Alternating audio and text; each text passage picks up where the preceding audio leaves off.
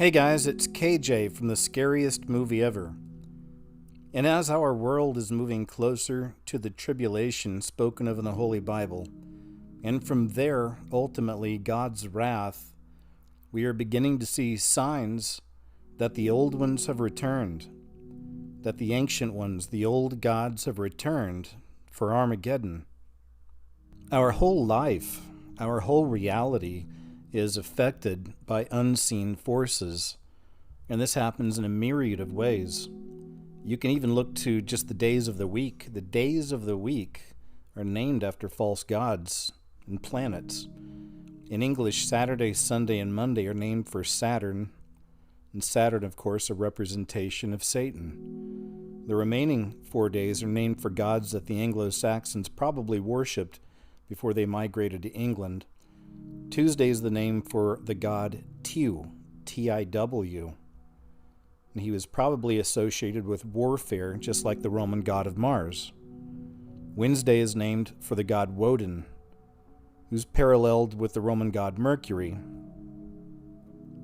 Thursday is Thunor's Day, or to give the word its Old English form, Thunrisdag, or the Day of Thunder. And Friday is the only weekday named for a female deity, and that's Frigg.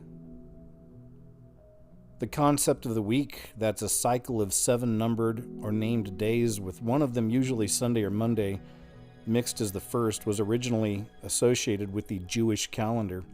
And this was complicated by the fact that early medieval Europe inherited its idea of the week from Imperial Rome via the Christian Church. But as you can see, these unseen forces, these old ones, these ancient gods, are still here with us.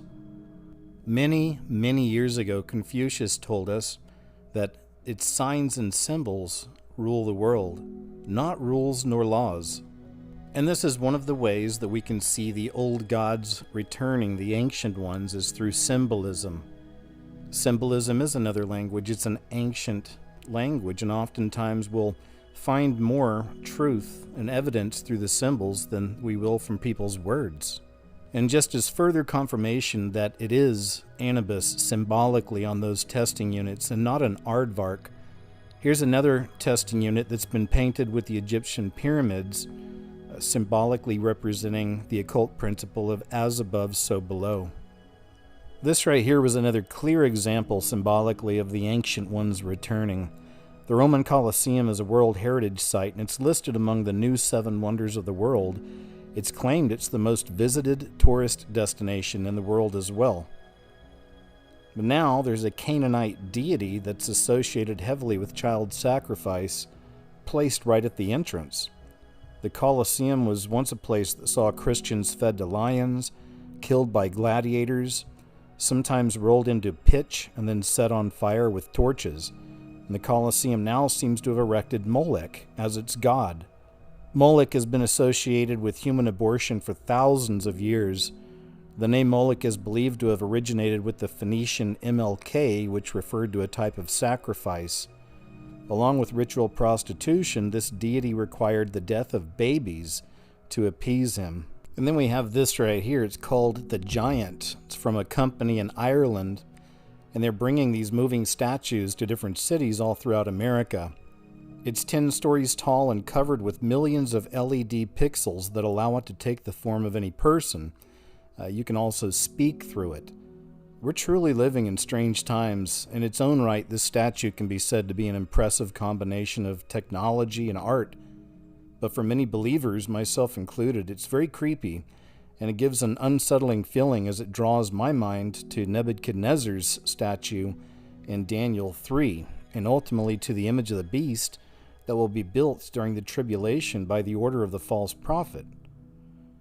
Remember this scripture, and he deceives those who dwell on the earth by those signs which he was granted to do in the sight of the beast, telling those who dwell on the earth to make an image to the beast who was wounded by the sword and lived. He was granted power to give breath to the image of the beast, that the image of the beast should both speak and cause as many as would not worship the image of the beast to be killed. Also, it's interesting to note how they use superheroes, comic book heroes, because in many respects, those are the new gods as well. Those are an example of the old ones returning, the ancient gods returning, their idols to be worshipped on the big silver screens. This is the base to one of those giant statues, and as you can see, there's a lot going on here. Take a look on the far left, like the image furthest to the left, and you see the all-seeing eye. We see the all-seeing eye on everything in this beast system.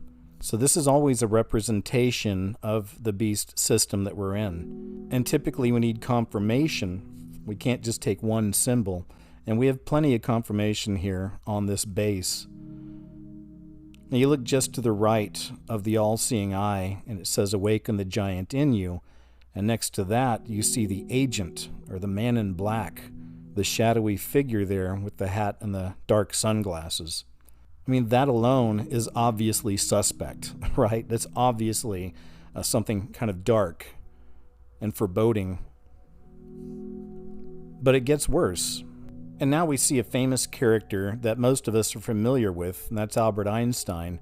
But what's next to Albert Einstein, we have the executioner. And in the executioner's hands, he's actually holding a head.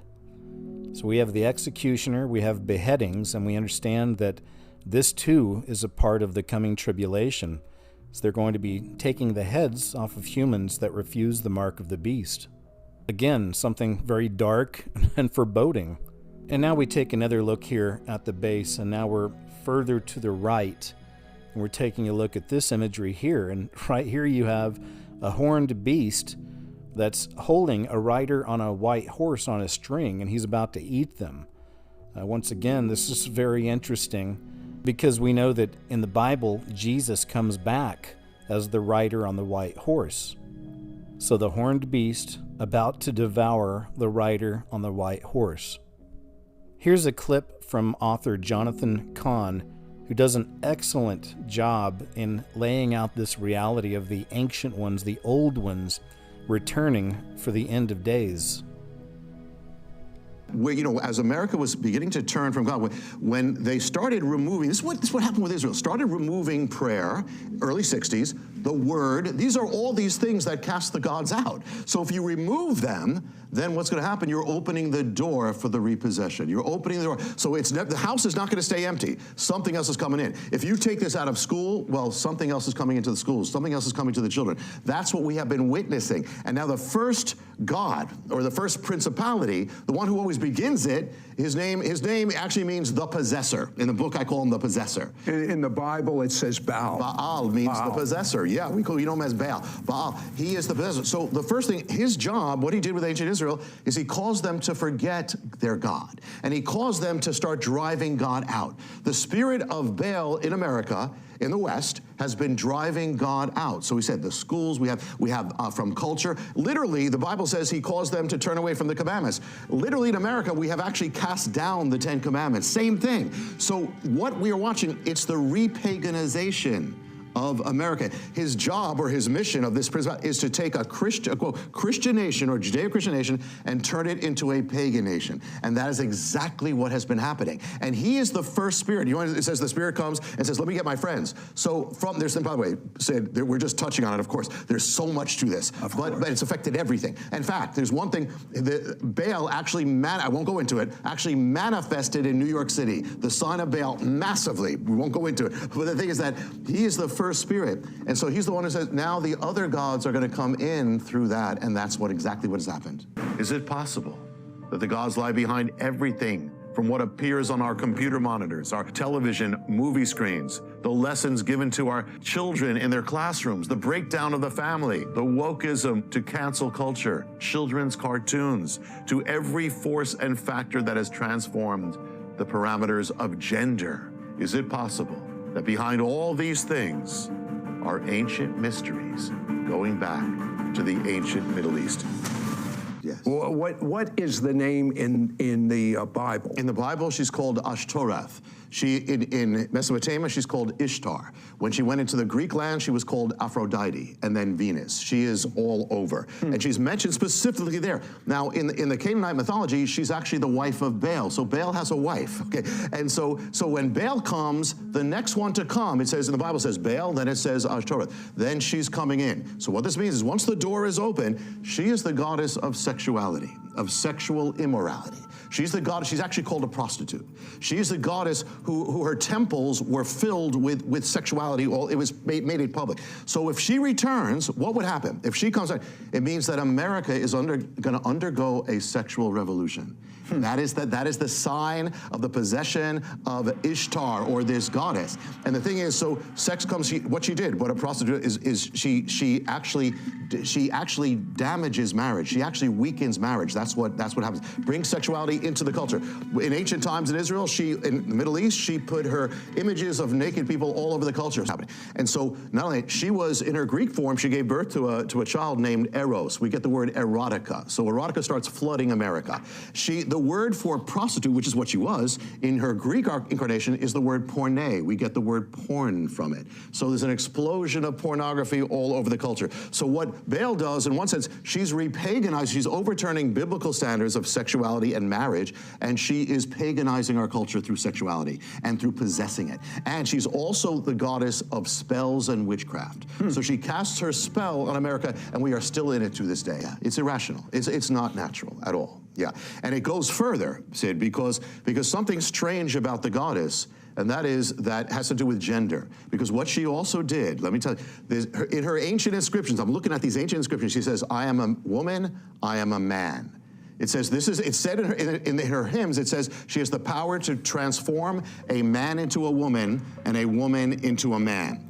So what's going to happen? What's going to happen if she comes into the culture? You're going to start seeing what she's going to do is she's going to start masculinizing women, defeminizing women, and feminizing men. That touches everything. I mean, it touches our culture, touches the roles, touches radical feminism and sexuality. And so all this stuff that we're having, saying, how could this happen? This is all the goddess. It's all there. How in the world did you figure all of this out? Well, I don't take any credit for figuring it. It's just something, God shows me one thing, and then the next thing, I'm like, I'm the first one to be blown away by it. And Sid, it even goes further. She had a priesthood. Her priests, listen to this, in her temples, were men who dressed up as women. And they acted as women dressed up. So what's going to happen if she comes back?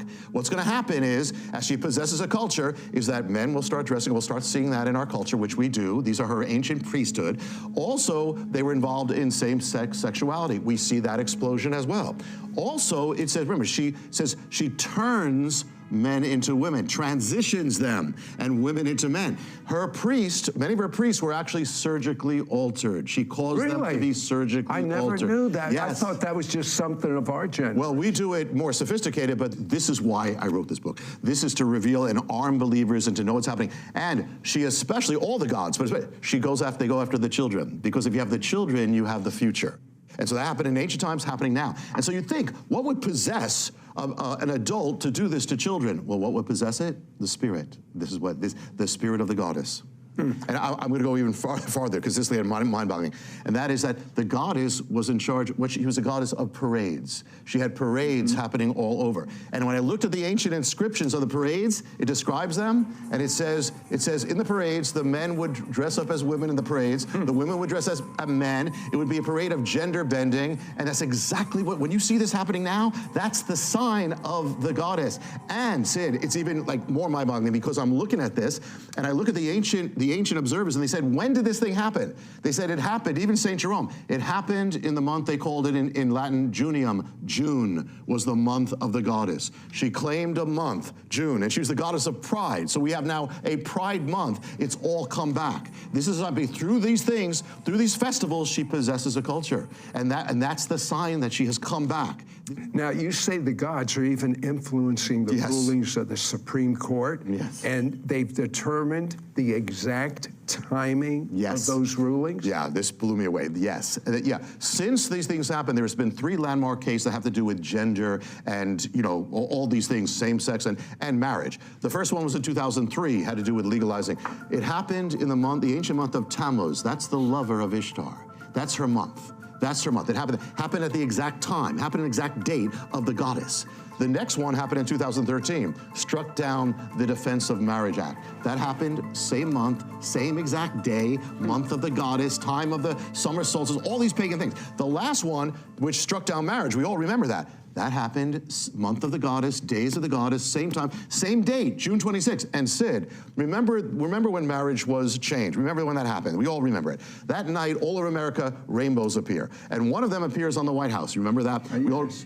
Well, that night on the ancient calendar, I looked this up in the Bible, was the night that is appointed, the 10th of Tammuz, appointed to cast a spell to cause a man to love a man on that day.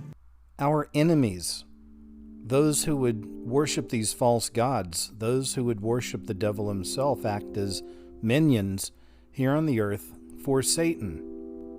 Many of these people operate through secret societies, performing witchcraft and sorcery and spells. The enemy has his minions spread all around the world, doing his bidding, doing his work.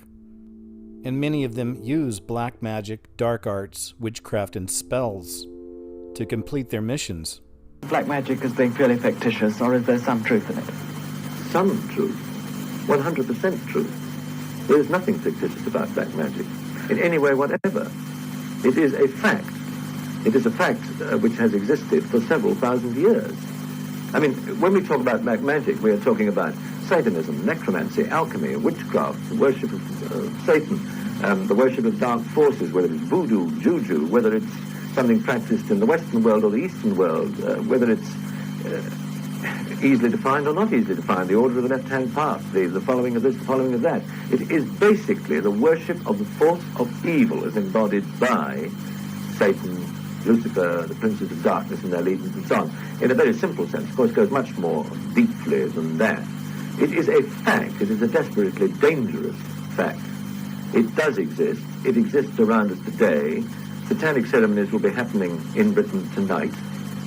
Very definitely. Ask any priest, ask any member of the forces of law and order, and they will tell you that Satanism as such, it's there, and it has been for thousands of years. Man has worshipped the devil longer than he has worshipped perhaps an established religious figure. They don't realize how dangerous it is to get involved in this respect, because inevitably they start at a lower level, and then they get absolutely under the control of the bosses, because the bosses exist. They have the same ranks in the church of evil as they have in the good church.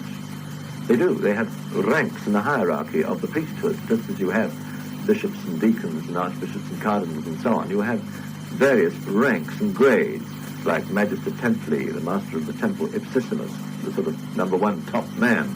And this is not just occult writing for the sake of writing. This is a fact, and people really believe in this.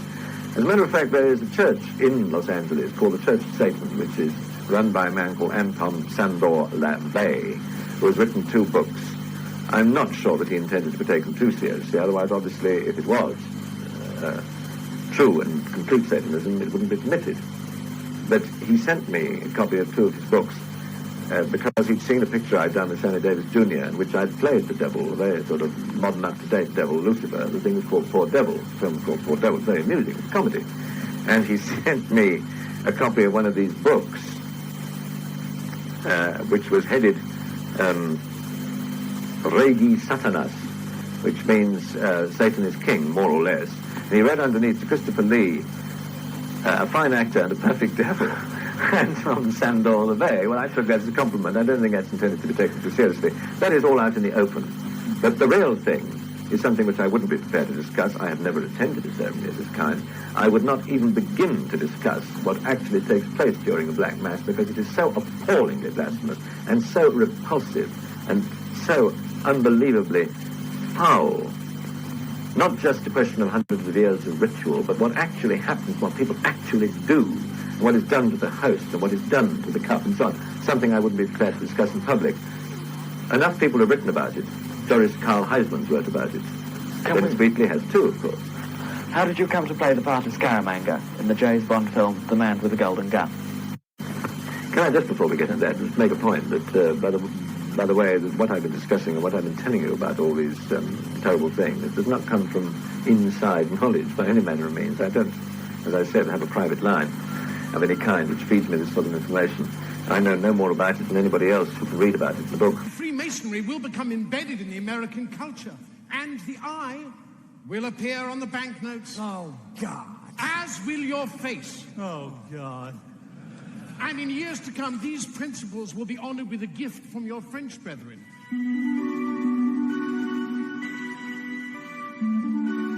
Well, you know, there's nothing wrong with good works, but the problem is the Masonic Lodge claims in its very own writings to be a religion, that every Mason is a minister of this religion. And when you get involved in the Masonic Lodge, every Mason who is watching this program knows that in the very first initiation, in order to join what is called the Blue Lodge, every Mason will go through an initiation where he is brought before an altar, and he will bow at that altar, and behind that altar stands a man he calls the worshipful master of the lodge. And as he's bowing at this altar, he says, "I'm lost in darkness and I need the light of Freemasonry." And then every Mason is required to take a blood oath of allegiance where he is sworn to secrecy, and every Mason will put his thumb to his throat and will swear a blood oath not to reveal the secrets of Masonry, or he'll have his throat cut from ear to ear.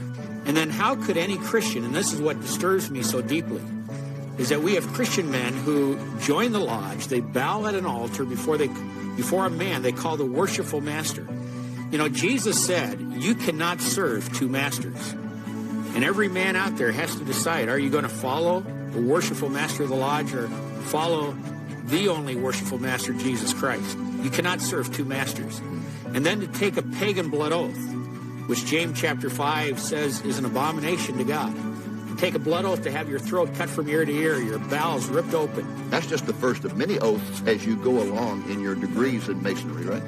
And after you go through the first 3 degrees of what is called the Blue Lodge, Masons are then allowed to go into either the Scottish Rite or the York Rite, 32nd degrees in the Scottish Rite or 13 in the York Rite. And there they go through a progression of rituals and degree work where they give worship and honor to Egyptian gods, Persian gods, Greek gods, Babylonian gods. And at its very heart, and you can read the authorities of Freemasonry. Read Albert Mackey, Encyclopedia of Freemasonry, History of Freemasonry. Read Albert Pike, his Morals and Dogma. The authority, so authoritative, he's the only man buried in the Masonic Lodge in Washington, D.C. And they will tell you that Masonry is a religion. And they claim to be the revival of the ancient mystery religions of Babylon and Persia and Egypt. And what these Babylonian cults were fertility cults, right, where they worship the male organ. And this is why, for example, when a Mason goes into the lodge, every Mason receives this white lambskin apron, and they will wear this as a covering. In Freemasonry, they say that all religions are the same. It doesn't matter which religion you are. And they say Jesus, Buddha, Confucius, Muhammad, the name means little. What did Jesus say? I am the way, I am the truth, I am the life. There's no other way to the Father but by me. Peter said there's no other name under heaven by which you can be saved. How can you profess to be a Christian and turn around and buy that? Where I live, I had one of the leaders of the Masonic Lodge in our town give me a call. In fact, he was the chaplain of the shrine. And he said, how dare you say that I'm not a Christian? And he said, I'm an elder in my church. I teach Sunday school in my church. And I stopped him. I said, sir, I said, if you were to die and stand before God today, and he should ask you, why should I let you into my heaven? I said, what would you say to him? And there was silence on the phone for about 10 seconds. And finally he said to me, he said, well, I guess I would have to tell God I was a good Mason. Because you see, Freemasonry claims to be a religion of morality, that through their own good works and through their own good efforts, they say, look at the children's hospitals, look at the burn units, look at the things we support. You know, there's nothing wrong with good works, but friends, good works are not going to save you. As we draw closer to the end of this entire system, to the very last page of the Bible itself, as we get closer to this tribulation, we're beginning to see a change in humanity. There really is a dividing that's taking place right now. People are being separated to one of two camps: sheep or a goat, wheat or a tare. And if you pay attention out in the streets, you'll notice more and more people are manifesting different kinds of energy. Don't I should spit on you! Don't spit on, don't spit on, don't spit on. Don't you tell me to fuck off! He was joking, he was joking. I hate your people! Don't. I hate you! Right. I hate you with all my heart! Okay. I hate you! Okay. Fuck you! Fuck you! Why are you telling me to fuck off? Fuck you! Why are you telling me to fuck off? We're just sitting here. We're just minding our own business. You came up to us.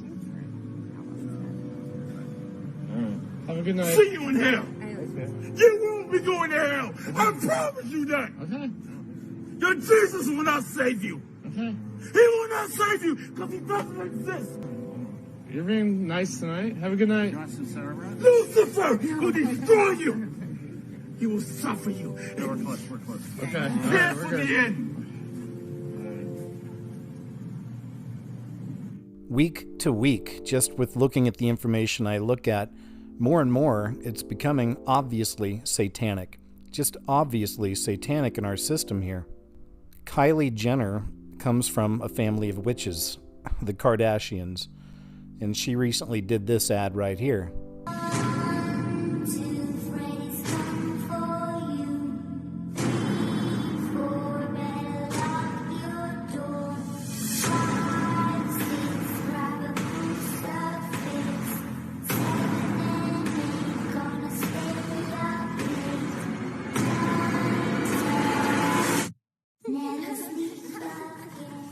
Another example of the obvious Satanism that's taken a grip of not just our country, but the world as we approach the end.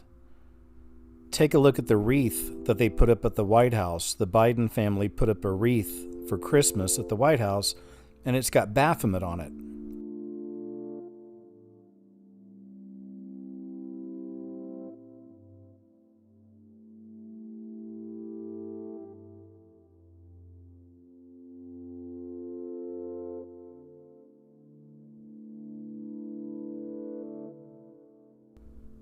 When the old gods return, we also see a return of their ways.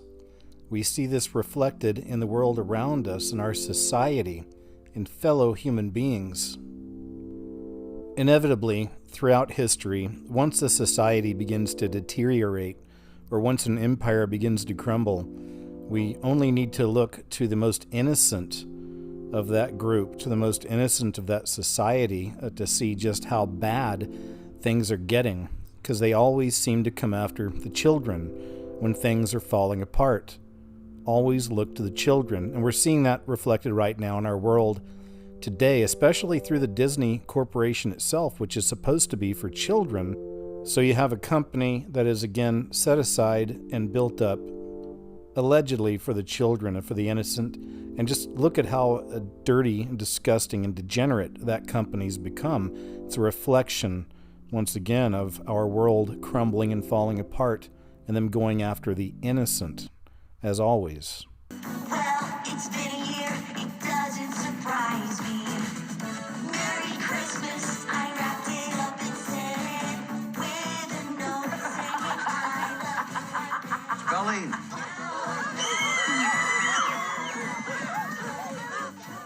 There you go. That's my name. Oh, I love it. From beginning to end, everything has always been so fit.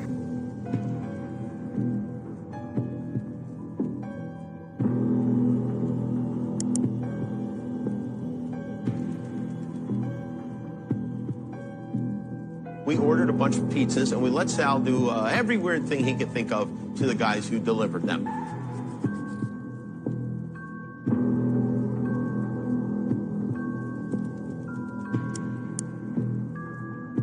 We ordered a bunch of pizzas, and we let Sal do every weird thing he could think of to the guys who delivered them. And everything I've ever known, I've ever loved, stranded.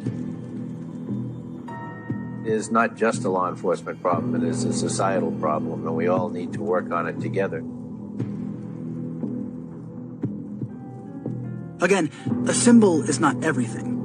But law enforcement is made aware of the symbology of all criminal enterprises, pedophiles included. Why did they do this?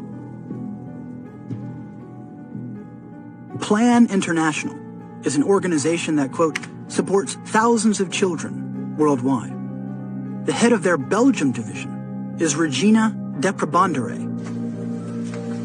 Mesdames et messieurs les parlementaires, monsieur le ministre, c'est un grand plaisir pour moi de vous rencontrer pour témoigner des réalités vécues par les filles dans ma communauté et dans mon pays. Je m'appelle Adeline Remou, j'ai 17 ans. Et je viens du Bénin, plus précisément de la Takora, au nord du pays. Je viens d'avoir mon bac et dans quelques jours, je vais entamer des études de droit à l'université. Je veux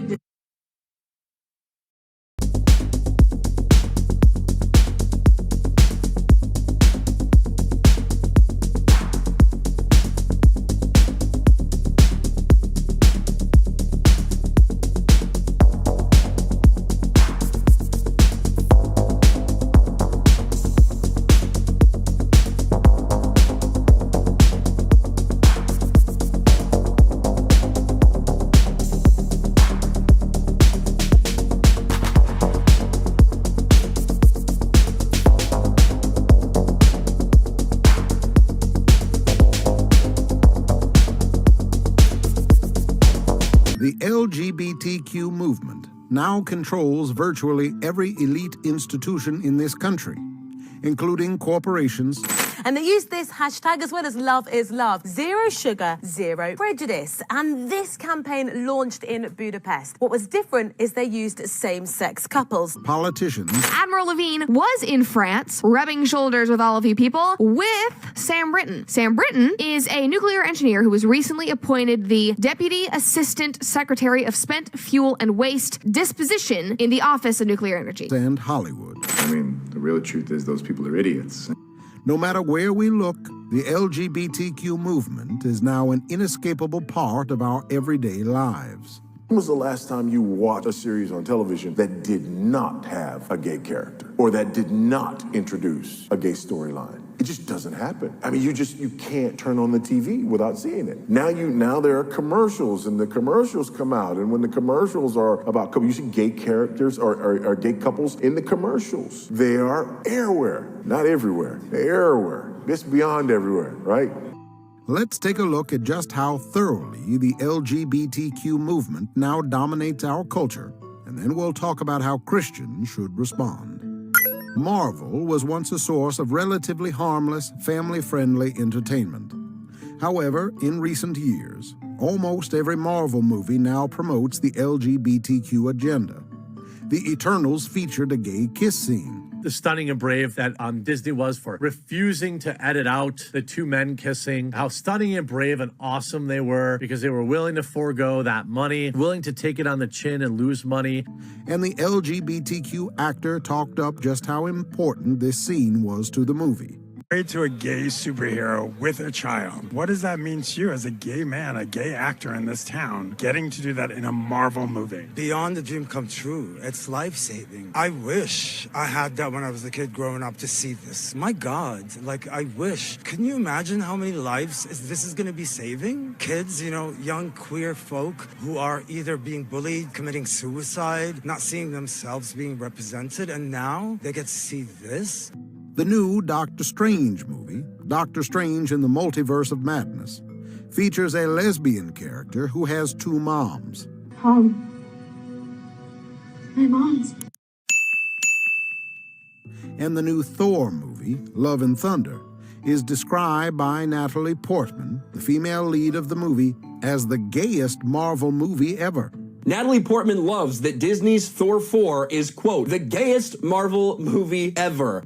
Valkyrie, the new leader of Asgard, is an openly bisexual character. Tessa Thompson finally confirmed her character Valkyrie is part of the LGBTQ2+ community during the Hall H panel, following the announcement of Thor, Love and Thunder.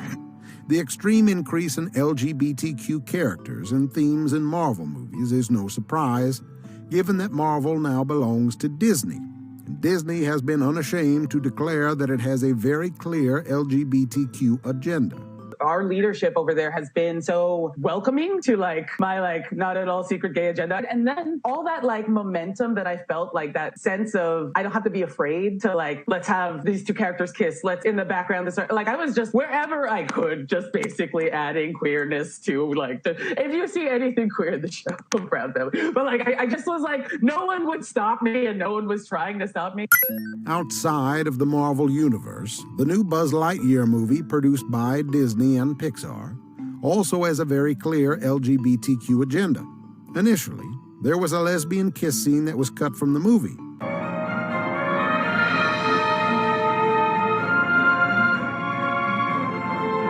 But directly in response to Ron DeSantis passing a law in Florida that prohibits teachers from talking about sexuality to young children, which the left calls the Don't Say Gay bill, the lesbian kiss scene was restored to the movie as a form of protest. The report goes on to add that Pixar and Disney reportedly had cut a kiss between the two characters, but it's now been restored following the Walt Disney Company's revelation that they were opposed to the Florida bill aiming to prevent instruction of gender identity and orientation to school kids between kindergarten and third grade.